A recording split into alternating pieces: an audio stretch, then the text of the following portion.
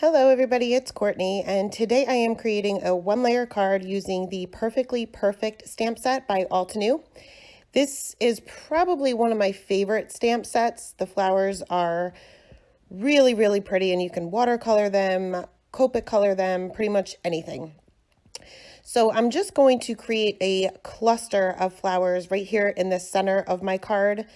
So I'm going to be masking these out. So the first one I stamped out, I want to be in the front. So I stamped that right in the center of the panel, mask that out with Eclipse masking paper. Then I'll just start building up from there. I typically start with my largest images just to make sure that I have room and the right placement for them. And then I'll fill in with my smaller images, each time masking each one out. The only ones that I didn't mask out were the leaves, because I'm going to be adding those last. I want them to be coming out from behind each of the flowers, so I wasn't worrying about cutting masks for those.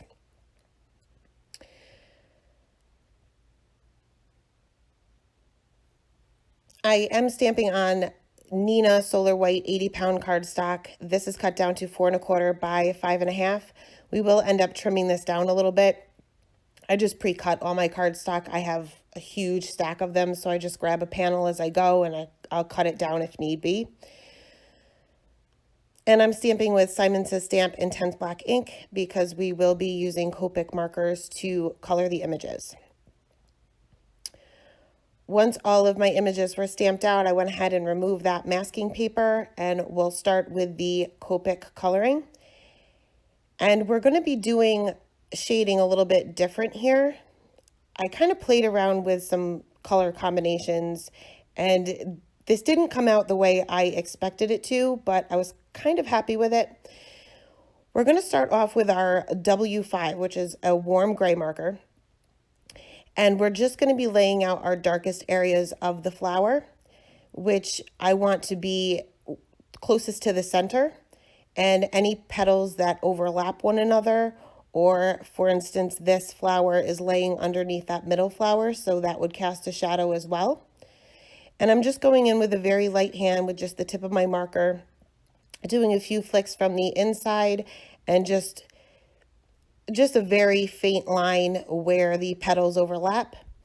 Next, I'll go in with my W3 marker and blend each one of those out, extending those flicks a little bit further and extending those shadows, those lines that we created for the shadows, a little bit further as well.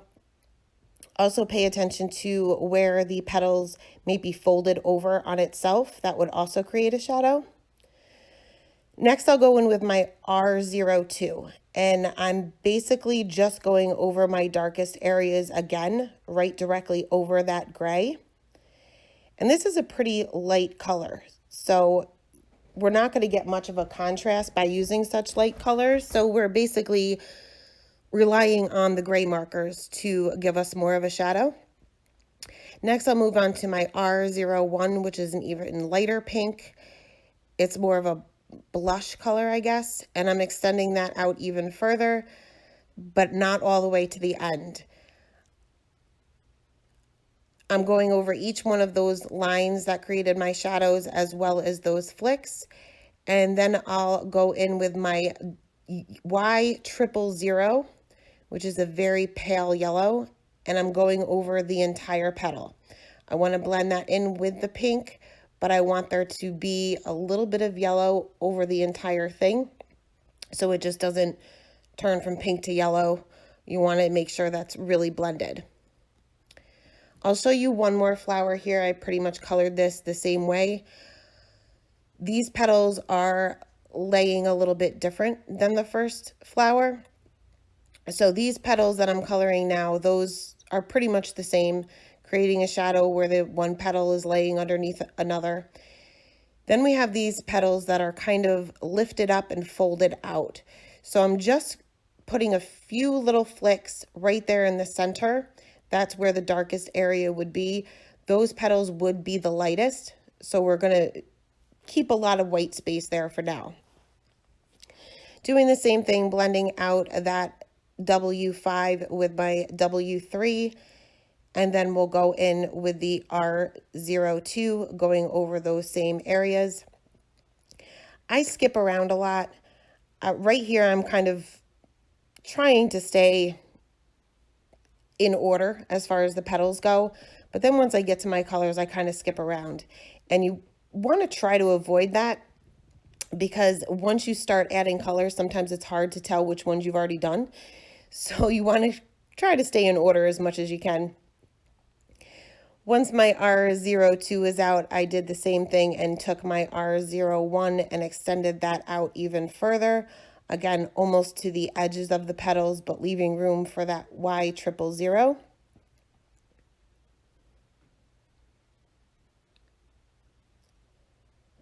I did go ahead and color the other 3 flowers off camera. I just colored them the same exact way, paying attention to the shadows for each petal, as well as any flower that may be underneath another one. And we'll move on to the leaves next.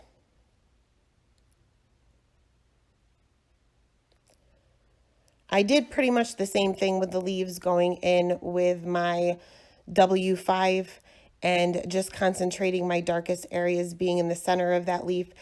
There's lines that are already part of these images, both the flowers and the leaves. So I'm just using those as a guide as far as where to put my shadows. These, for the leaves that are kind of underneath that one flower there, I'm not too concerned about that leaving a shadow, just because it's just a tiny, tiny little area that I didn't want it to all be gray. But I did blend that out with my W3. Next, I'll move on to my G82, which is actually my darkest green, and it's very pale green. And just going over those darkest areas that we had put down with the W5. Next, I'll go to my G21 and extend that out all the way almost to the edge, just leaving a very small highlight. And we'll go in with the G20 and cover up the entire leaves. Don't forget the little stems. I did forget, and I had to go back in later to add those in.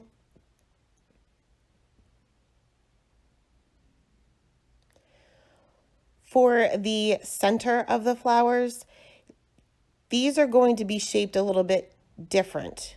Each of them are shaped a little bit different. So in order for something to appear where it's the darkest is going to be the deepest, I guess. So for this particular flower, I'm just putting in the darkest colors on the bottom so that it looks like the top part is raised up a little bit. For this one, I'm just putting little dots all around the center. And then I'll go in and add a few little dots right directly inside of that darkest color, and then just put the lightest color right there in the center. That will just make it appear as if the center of that part of the flower is raised up a little bit. Next, I kind of played around. I wasn't sure which way I wanted my floral arrangement to be, which direction I wanted to keep the card. I wanted to add a drop shadow or a cast shadow. I'm not sure which one is which. But I ended up outlining the entire image, including the inside here where there's little gaps between the images. I'm starting with a W7, which is a little bit darker than our darkest color that we used for the shading. And I'm basically outlining the entire thing with just the tip of my marker. So I have very light pressure here. I don't want a very thick line, but I am just being careful to not go over any of the image itself. This is a very dark gray. It's nearly black. So, but they do blend well. So I didn't go in with a light color first. I hope to be able to blend as I go. Once my entire image was outlined with the W7, I moved on to the W5. And here I'm just going over the line that I've already created, but making it a little bit thicker. So I'm not necessarily using the tip of my marker this time. I'm using more of the side of the nib to extend that line out just a little bit. You may have to go over certain areas more than once so that you don't have that harsh line between the colors, but overall they do blend pretty well. Next, I'll go in with my W3, basically doing that same thing, extending that line out even further. Now, sometimes if it doesn't blend and you go over it too many times, you'll get kind of like a cloudy look. I don't really know how to explain it, but I'm sure anybody who's used alcohol markers knows when you go in with the lightest color too much, you kind of lift that darkest color. But I kind of liked the look of it. It gave it a little bit of texture. Last, I'll go in with my W1, and I did trim my panel down here, mainly to save ink. Copic ink is expensive, so why not save it? And I went over my entire panel. I did have to take a little break here and refill my W1. But I just went over where I left off with the W3 and extended the color all the way over the entire card panel, basically. Now I'm using the side of my nib. You don't want to, if you're coloring a large area like this, you don't want to use the tip of your nib and press too hard. You will ruin it. So using the side of the marker helps to cover a larger area. You'll still get a very good blend, but you won't ruin your nib. If you do see any streaks where you colored those larger areas, you can just go in and cover that up. The more layers you put down, the more even it will be.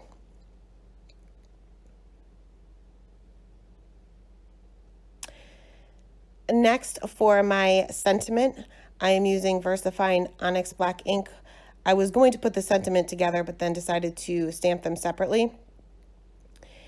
And the main sentiment says perfectly perfect, but then there is a smaller sentiment that says just the way you are, which obviously I had to use that. If you know me at all, I'm a huge Bruno Mars fan. So I did go ahead and stamp that right under the perfectly perfect. And I adhered this to a side folding A2 size card base. It's a very dark gray. It's like a charcoal gray. And I adhered that with my Tombow Mono multi-glue. And last, I took a few Nuvo drops in the color Morning Dew, which dries clear.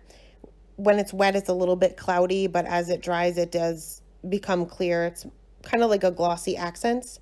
And I added a few drops to the top right corner and the lower left-hand corner. And that is it for today. Thank you guys so much for stopping by, and I hope you guys have a wonderful day.